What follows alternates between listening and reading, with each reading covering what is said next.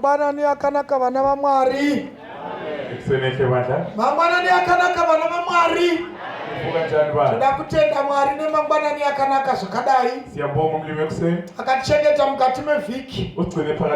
Ndinotenda kuti zvakatidanira mukati merenje rino. Mwari zvose wakatiitira. Zvekuti chero tikasvika tikandofa. Zvatakapuwa naMwari pamusangano uno. Zvakaringanirana nokuponeswa kwedu. Dai Mwari akatikomborera pamangwanani ano. Ndinongova nevhesi imwe chete mukuparadzana. Asi ndisandataura vhesi rimwe chete iri. Ndoda kuti tiyeuchidzane panziyo pamashoko mamwe. Nemhaka yekuti mazuva edu akaverengwa. Makore edu akaverengwa. Mwari ndiye wakabata upenyu hwedu mukati mamaoko. Tichindobva pano vana vaMwari, ngatiregei kunorama buchapa pamberi paMwari. Isu Mwari ava nesu zvakadai. Saka ndoda kuti tiyeuchidzane munziyo pamashoko awa. Nemhaka yekuti vhesi yangu inongova ne10 minutes chete. Ticharangaridzana munziyo. Tirarame tichindoziva kuti nerimweni zuva tichafa. Nekuti Mwari ndiye wakaverenga mwedzi yedu. Vamwe takatendegwa kuva pano naMwari. Nekuti Mwari unoziva kuti mukani wedu wapedo. Saka Mwari wakatiuyisa pano kuti shuga yatinogwara isati yatitora, kuti asima yaunayo isati yakutora, namapirisi aunomwa anogona kundokuramba. Izvozvo zvisati zvaitika, Mwari wakatitendera kuva pano kuti tikana tobva panapo, shuga paichadoramba kukwira kana kudzika, tifire muna Kristu. Saka muimbi wekwedu unoti, kurarama kwangu munyika ino, upenyu hwangu Mwari munohuziva, upenyu hwangu hakuna kuvanzika, ndiziviseiwo magumo angu. Kurarama kwangu munyika ino, upenyu hwangu Mwari munohuziva, upenyu hwangu hakuna kuvanzika, ndiziviseiwo magumo angu. Makafanana nemuumbi wehari, ana simba pamusoro pehari dzake, kudziumba kana kudziputsa, ndiziviseiwo magumo angu. Apa kudziumba kamunoti kudziumba kana kudziputsa, ritoseka sangana kuonekana hatichaona ndizve vamwe apo. Ukaona musoro ukatotemba gwedo guno wadowira muguva, itaudowira zita rakanyogwa kudenga munhu waMwari. Makafanana nemuumbi wehari, ana simba pamusoro pehari dzake, kudziumba kana kudziputsa, tenzi ndiziviseiwo magumo angu. Makafanana nemuumbi wehari, ana simba pamusoro pehari dzake, iye kudziumba kana kudziputsa, ndiziviseiwo magumo angu. Makatara makore angu ose, makaverenga mazuva angu ose, mwedzi yangu haina kuvanzika, ndiziviseiwo magumo angu.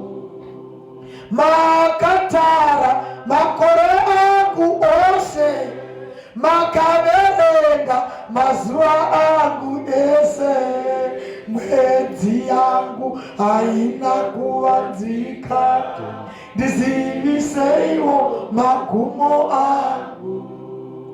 Makafanana nemuumbi wehari, ane simba pamusoro pehari dzake, kudziumba kana tenzi ndiziviseiwo magumo angu. Makafanana nemuumbi wehari, ane simba pamusoro pehari dzake, iko kudziumba kana kudziputsa, ndiziviseiwo magumo angu. Mangwanani ano vana vaMwari, ndiri kuti upenyu hwedu huri mukati memavoko aMwari. Zvino zvakatitendera kuuya mumusangano uno, makore angu akamaverenga, mwedzi yangu Mwari unoiziva, hapana chakavanzika pamberi paMwari. Ndiye une simba paupenyu hwemunhu. Zvino kana ndoputsa tende ndodzokera gokwe,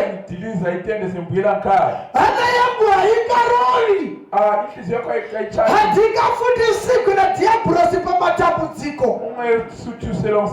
Chero COVID ikadzoka, nemhaka yekuti muganhu wangu wakatagwa,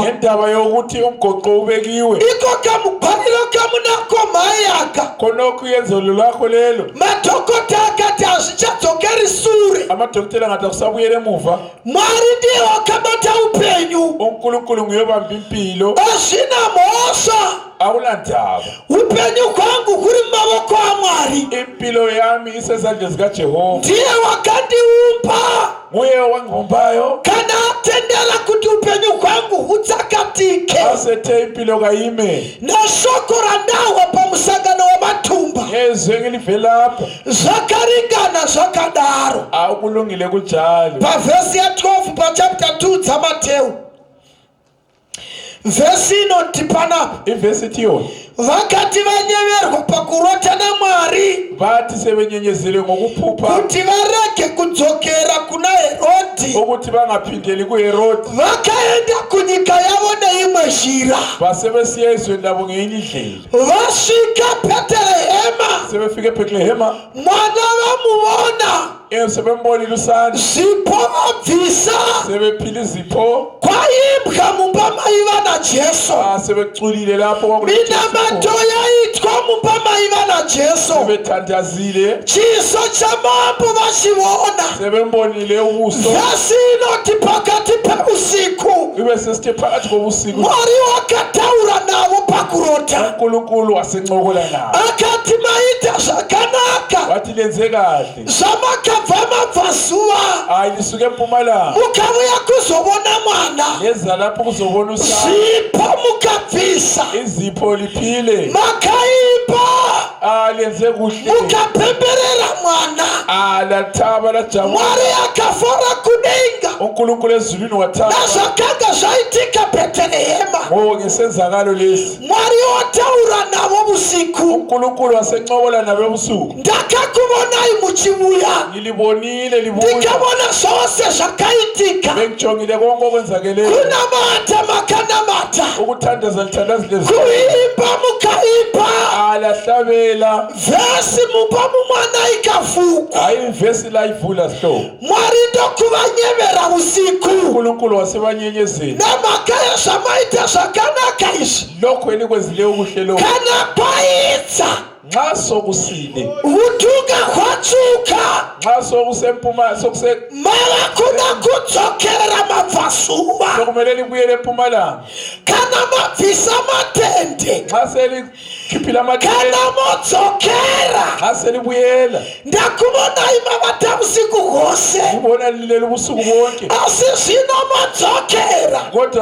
sebuyela mangwanani musangano wamathumba waphela umhlangano usuphelile kuseni kana modzokera mabvazuva selibuyele eMpumalanga musashandisa shire yamakabuya nayo phana sebenzisa indlela elibuye ngayo la kana modzokera nxa selibuyele mushandise imwe shira lisebenzise enye indlela yamakabuya nayo phano ayithi elize ngayo lapha kayenzi asizino kana modzokera kodwa nxa selibuyele mushandise imwe shira lihambe ngenye indlela mwari wakabanyevera usiku wabanyenyezele ebusuku uNkulunkulu zino wakati vodzokera mangwanani bathi sebebuyela ngomso waindane ripoti mabvasuva sebebuyela leripoti vakateerera shoko ravakanyevekwa balalela izwi labanyenyezelayo ndokubva vachinja zhira babe betshintsha indlela pakuchinja zhira kwakavabetsera ukutshintsha indlela kwabanceda havana kudzokera nezhira yavakabuya nayo kababuyanga ngendlela ababuya ngayo iri kuti hamatsironikano sithine ekuseni lokhu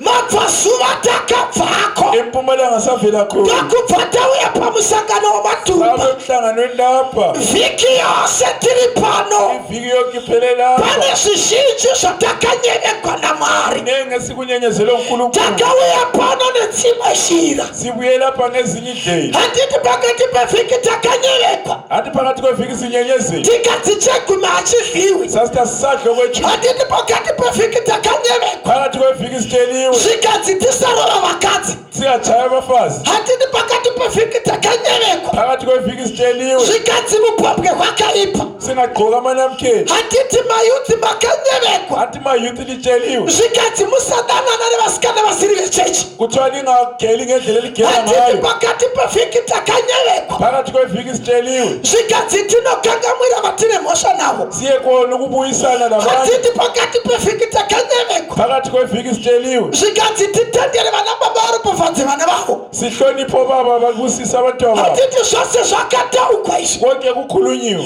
handiti varume makazviwa hathi madoda likuzwile kuti musatovaka kumisha yavakadzi lingayi kwakha lapho kulabofafa saka kana mwari akakunyevera nxa uNkulunkulu ekhulume lawe chakatonaka kunotama osokusele ukuthi wena udzokere kumusha kwenyu ubuyele ngakini handiti pakati pevhiki takanyevekwa phakathi kweviki sitsheliwe zvikadzi mukati menyika ino paautari yamwari phakathi kwelizwe leli kualitari ipapa kaNkulunkulu panyika patiri kutadzira lapho esikhona esenza khona izono handiti takanyevekwa pakati pevhiki hathi sitsheliwe phakathi kweviki zvikadzi jesu yezvino uri muimba tsvene-tsvene uJesu sendaweni engcwele engcwele unogona kungobuda chero nguva sengaphuma noma nini handiti takanyevekwa zvose izvi hathi sitsheliwe konke lokhu kuti tichiri vadoko pakutenda sisesebancane kukholweni tofanira kuti tikure pakutenda kumele sikhule kukholweni mwari wakavanyevera usiku uJesu wabatshele ebusuku akati kana modzokera nxa selibuyele musadzokera neshirai lingabuyeli ngaleyo ndlela ndiri kuti hamadzinomikana seni lokhu kana uchida kuponeswa nxa ufuna ukusindiswa usadzokera neshira dzavakauya nadzo pano ungabuyeli ngendlela obuye ngayo wakauya pano uchipomba ubuye lapho isifeni kana wodzokera chinja zhina nxa usubuyela tshintsha indlela wakauya pano uchidla chegumi ubuye lapho usidlo kwetshumi kana wodzokera chinja zhina nxa ubuyela tshintsha indlela wakauya pano uchinyeya ubunyeya wena kusvika wanyeya vafundisi wanyeya labafundisi kana wabva pano chinja zhira tshintsha indlela usuka lapho wakauya pano uri nyere pavakadzi uri mukomana ubukhombisa ungamanga kuhle wakauya pano usingasesi uri musikana ubungethuki uyinkazana uchimonekwa nevakomana kunge pauro romupasi bekugona ngendlela abafuna ngayo wakauya pano une shira yakadaro ubule ndlela enjalo ufika lapho asi mwari wakakunyevera pakati pevhiki uNkulunkulu kunyenyezele phakathi kweviki hapana chisina kutaugwa namwari pakati pevhiki ungakhulunywanga phakathi kweviki chakatinakira pakuponeswa kwedu okuhle ngensindiso yethu saka zvino wodzokera subuyela wava kunoputsa tende siyadiliza itende usadzokera neshira yawakabuya nayo abuyeli ngendlela wabuya ngayo chinja zhira tshintsha indlela chinjavo zhira tshintsha indlela satani akakumirira kuzhira yawakabuya nayo usathana kumelele endleleni zakho wabuya ngayo ndiri kuti mahuri ako akakurindira kunoti liku ngenye indlela amahula akumelele nothi chinja zhira tshintsha indlela akamirira shuga wamelele ichukela rendi mujoki wako uri kuida irenti kababhadelanga akamirira kuti uchauyako uthi uzabuya chinja zhira tshintsha indlela chinja road. Chinchi road. Izvi zvokusavaka izvi. Lokhu kungayakhile. Varume chinjai road. Sesiyachinja okwenza. Tifambe neimwe njira. Sihambe ngenye indlela. Hakungaitiki imwe camp meeting 2023. Akumelanga kube lenye camp meeting. Pagoita gore rose. Kube lo mnyaka wonke. Imikumba kwenye muchihla. Lina lisidla. Muchipfeka. Ligqoka. Muchijusa amafoni. Amafoni sijusa. Panosvikira Mwari pakadai sezvizvi. Lapho ufika khona umlimo kunje. Chinjai road varume. Siyayichinja indlela. Madzimai chinjai njira. Chinjani indlela bomama. Loud cry. Loud cry. Gore rosa una munhu wakaudza kuna Kristu. Awula oyedwa umulethe kuKristu. Loud cry atitindi semweya kuna Kristu. Loud cry tisikambisa imphefumulo kuKristu. Chidzokera vone imwe njira. Uyela ngenye indlela. Paunobuya kemeeting gore inobuya kana uripo. Awuphenduka kemeeting. Uyawonewa wakabetsera kuti vabhabhatidzwe pakati pegore. Akubuye lo munye omncedisileyo. Chinjai njira mai. Chichindlela mama. Idai munosunga dzisimbe. Hambe bopha ziqine. Chinonzi women's ministries. Women's ministry. Ashinei nemucheka wepepo. Ayilani lelembu. Ashinei nokuti kwaita zvechikara. Ayilani lokuti Satana anei namatende nekala.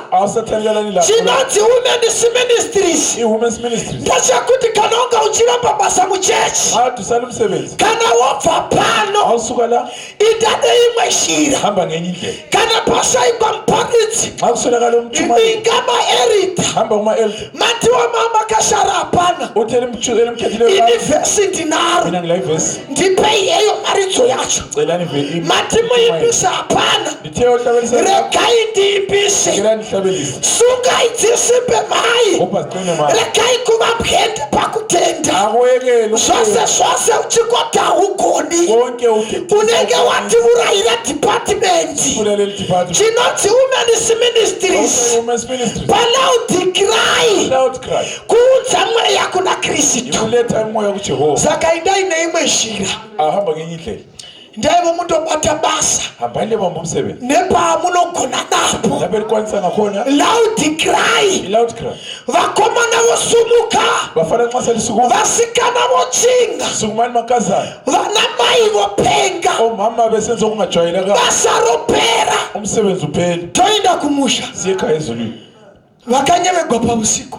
Abanyenyezele ubusuku. Ndokubva vaenda neimwe njira. Basebehamba ngenye indlela. Unobona Herode akamirira kuti angatovarayira ka. uHerode wayebalayile. Hayi kana masvika ikoko mukandibona mwana. Xa selibona umntwana. Kwai mudzokere pano. Pendukela la. Mudzokere pano. Pendukela la. Mukazondiudza kuti mwana wangadii. Libe selitshela umntwana ukuthi sorudo. Ingani luthando. Kuita zvakuti rudo. Engani luthando. Handiti Satani wakakuvudza. Hanti Satani ukutshelile kuti imboinda zvako camp meeting. Ukuthi hambe camp meeting. Asi kana wodzoka. Kodwa nxa usuphenduka. Unongodzoka nepano chokupomba. Uphendukele lapha phela. Uzoenda kumba kwako. Ubesuhamba yini. Satani wakatitendera kubuya. uSatani usivumele kubuya. Achizizwa kuti tinongodzoka takadaro. Esazi ukuthi siyaphenduka sinjani. Asi Mwari akakunyevera. Kodwa uNkulunkulu kunyenyezela. Kuti usadzokera nakoko. Ungabuyeli lakho. Nokuti Herode wakakusunurira. uHerode ukuvulela. Vakaropafadzwa mangwanana. Abusisi yokusendoko. Vanoti Mwari. Abathi uNkulunkulu. Ndakauya pano nedzimwe njira. Ngizela lapha ngenye indlela. Asi shoko randakanyevegwa naMwari panapo. Kodwa ilizwi lokunyenyezela la. Ini ndoda kudzokera neimwe njira. Mina ngifuna ukubuyela ngenye indlela. Iyo yakwaHerode iyo. Le yabo Herode. Yakudla chakubukuke ndiwe Mwari. Eyokudla okwetshumi. Iyo andichayidiyo. Asayifuni. Iyo yaHerode iyo. Eyabo Herode. Yakungopfanyiwa masamu nevakomana vese vese. Eyokuphambi kubajoba. Iyo yaHerode andichayidiyo. Iyo yokusateerera pautano handichaidi. Yokungalaleli lapha kudlela. Ndoda kuinda neimwe njira. Semfuna enye indlela. Ende vandaro zvakavanakira. Sebenze njalo kwaba. Vakachengetedza upenyu. Ubupilo yabo vakachengetedza kutenda. Bagcina ukukholwa. Vakava neupenyu hwokuti vakaramba vashindirana nebasa mberi. Baba lempilo yebavuka. Hakuna munhu unorarama unoita neshira dzaHerode. Hakuna mtu ophilayo hamba. Hakuna munhu uchawana utano achitevera shira dzaHerode. Phila kahle uyithole. Ita neimwe njira. Hamba ngenye indlela. Varipo here mangwanana. Ikhona yini ekuseni?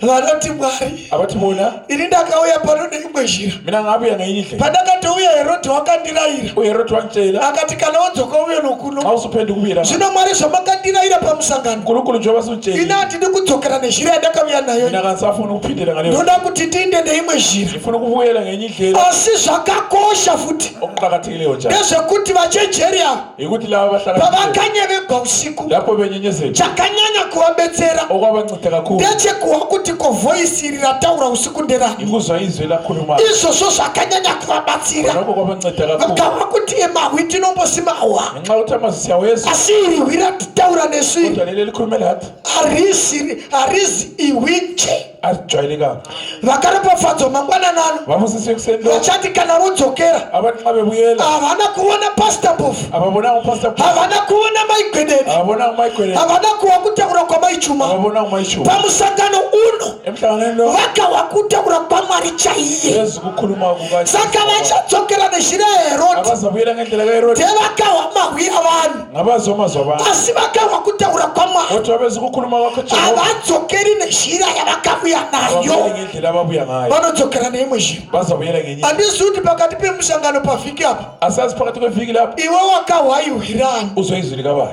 kana wakahwara mwari xa uzwe likajehova achikunyevera ekhuluma lawo panyaya dzako dzakaipa ngendaba zakho ezimbi uchachinja roti uzatshintsha indlela ndati varipo here khona yini bantu vanoti Mwari abathi nkulunkulu ndoda kukutenda ine camp meeting ya 2022 ngiyakubonga ngale camp meeting nekuti ndakavuya ngenxa yokuthi ngabuya asi pandakavuya kodwa kubuyeni ndakavuya neimwe shira buya pana ngenye indlela asi ndava pano kodwa sengila Mwari makataura neni nkulunkulu ukhulume lapho zvino ndodzokera sengibuyela nditendereiwo Mwari mutibatsire ndinde neimwe zhira ngivumela nceda ngihambe isiri yandakauya nayo ingasile engabuya ngayo kana varipo vakadaro ngabe khona abanjalo simukaiti nama asisukumele ngithandazeni kurarama kwangu Modekaino upenyu kwangu Mwari munohuziva upenyu kwangu hakuna kuvanzika ndizivisheiwo magumo angu itiwedzere mungoitawo kuimba kuvanhu vegokwe muri kutauni kunorth liban kamuimbire kegokwe akadaro chero muchitonhogwa egokwe kasezinjalo kuonekana vamwe hatichaonanizve tichangozowana mafoni sizabona amafoni kuti vaya vaiturikira vachiza kuchishona kuchidhevere vaya ukuthi udlovu vakadonha vakafa wow saka ngationekane hama dzinodikanwa kana tisina kuzomonana munyika ino tonoshongana kudenga totsika migwagwa yegoridhe tasvika kumusha zuva richingazopenyi jesu ariye kupenya rufu kusisina nyaradzo isingachashandi tafusi isisina basa ngatiparadzane zvakanaka munhu waMwari kurarama kwangu munyika ino upenyu kwangu Mwari munohuziva upenyu kwangu hakuna kuvanzika ndizivisheiwo magumo angu kurarama kwangu munyika ino upenyu kwangu Mwari munohuziva upenyu kwangu hakuna kuvanzika ndizivisheiwo magumo angu makafanana nemuumbi wehari anesimba pamusoro pehari dzake iko kudziumba kana kudziputsa tenzivisewo magumo angu makafanana nemuumbi wehari anesimba pamusoro pehari dzake kudziumba kana kudziputsa ndizivisheiwo magumo angu makatara makore angu ose makaverengwa mazuva angu ose iyo mwedzi yangu haina kuvanzika. Ndiziviseyo magumo angu, makatara makore angu ose, makaverenga zuva angu ose, mwedzi yangu haina kuvanzika. Ndiziviseyo magumo angu, makafanana vamaifundisi kunamai pamusoro pehari dzake, iko kudziumba kana kudziputsa. Ndiziviseiwo magumo angu, makafanana nemupi wehari ane simba pamusoro pehari dzake, iko kudziumba kana kudziputsa. Ndiziviseiwo magumo angu, makafanana nemupi wehari ane simba pamusoro pehari dzake, iko kudziumba kana kudziputsa.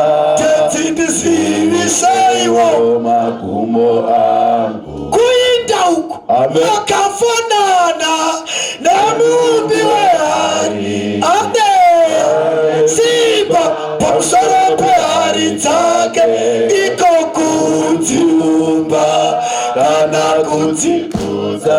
Teti ndiziviseiwo magumo angu. Ivangalitini. Amen. Mwari atikomborere nekusingaperi. Amen.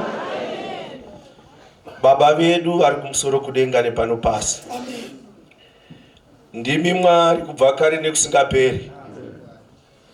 Munotendera upenyu hwedu kuti muhuumbe, mombohuputsa, muhugadzirisa, ndingati poto ndeyenyuzve. Pano patakauya, chimwe chezvamakaita takaya nezvimiro zvisina kumira zvakanaka. Mukaputsa vanhu vakashaya kuti chii chiri kuitika hondo mukati metende umu. Kwaiva kuputswa kwedzimwe hari, mukadziumba nenzira yenyu. Nhasi potobva pano tine type itsva yehari isiri kuzoenda nerodhi yayakabva nayo ichisvika pano. Tinoda kukukumbirai, kukutendai isu sevanhu vakasikwa nedhaka kuti makatinzwira nyasha seGweri North. Toda kutendai zvakare kuti potodzokera hatishuviri kukunyadzisai. Mweya wenyu mutsvene ngaurambe uri pedyo nesu, wakagara mukati memunhu wemukati, tichitya murayiro yenyu nekuiita nenzira yamakatara. Tinonamatira Mwari masangano rehwahwa riite sangano idzva. Tinonamatira sangano reThornhill nevana vavo vaite sangano idzva. Hero sangano repaAthlon riumbei nenzira yenyu Mwari, riite nyowani kudarika kare, vatungamiri vachitaura ripei kuteerera.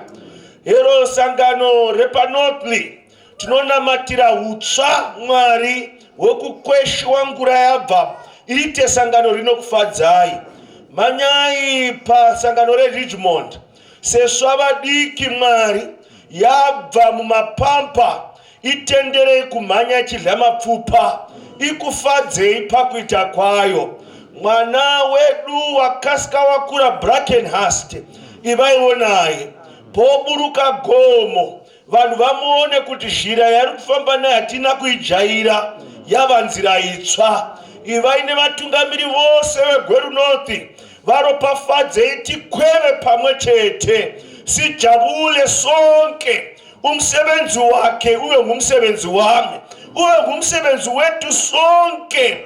Kuze kubuye izulu libuye phakati kwethu. Tinonamatira Mwari zvaitwa zvaperera, vanga vachitaura pakati pedu. Aiwa Mwari, toda kubatana nyangwe musi mukuru wamuchauya moto enda kumusoro kudenga vekuzaka mutipe ziso rinozuma tichivavona vachisumukira vari zaka vekugokwe mutipe zuso rinozuma tichishemedzerana kuti iuko toenda kumusoro kudenga nepayunyeni apo musamkangamwa murandarume angari pakati pedu wanga wakazvininipisa uchitaura shoko renyu. Mwari kuita kwenyu pagweri rinoti kwashamisa. Mwari, vana vedu ava hatitenderi kuti vadzike pasi apa vakanoshayiwa mabasa. Izvo zvino panguva pfupi ratidzai munana, michato ngaisimbe ifare. Kana ashayiwa kuvigira mukadzi drinki ngauya nefirizitizve raanogona rudo runge ruchifadza pamisha yedu. Tinotenda Mwari kuti iyo loud cry iyi tichapinda mumajere, muzvikoro, mumakampani, mudzimba dzine majuraho, vanhu vachiunzwa kwamuri Mwari.